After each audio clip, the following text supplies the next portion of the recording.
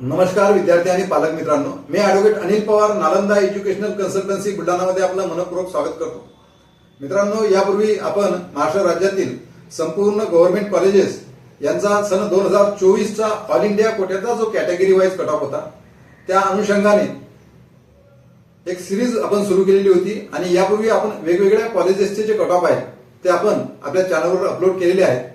तर मित्रांनो, आज आपण HBT and Cooper government medical college Mumbai या कॉलेजविषयी सन 2024चा ऑल इंडिया कोट्याचा जो कॅटेगरी वाईज कट ऑफ होता याबद्दल आपण आज चर्चा करणार आहोत।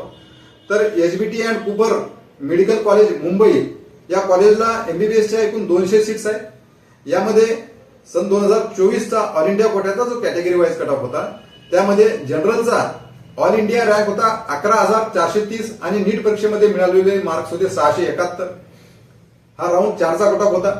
त्यानंतर ओबीसी यांचा ऑल इंडिया रँक होता 13,576 आणि नीट परीक्षेमध्ये मिळालेले मार्क्स होते 668। हा सुद्धा राऊंड 4चा कट ऑफ होता। त्यानंतर ईडब्ल्यूएस यांचा ऑल इंडिया रँक होता 17,607 आणि नीट परीक्षेमध्ये मिळालेले मार्क्स होते 662। हा सुद्धा राऊंड 4चा कट ऑफ आहे। त्यानंतर शेड्यूल कास्ट यांचा ऑल इंडिया रँक होता 82,506 आणि नीट परीक्षेमध्ये मिळवलेले मार्क्स होते 595। हा राऊंड 3चा कट ऑफ आहे। आणि त्यानंतर शेड्यूल ट्राईब यांचा ऑल इंडिया रँक होता 1,03,102 आणि नीट परीक्षेमध्ये मिळवलेले मार्क्स होते 578। हा राऊंड 3चा कट ऑफ आहे।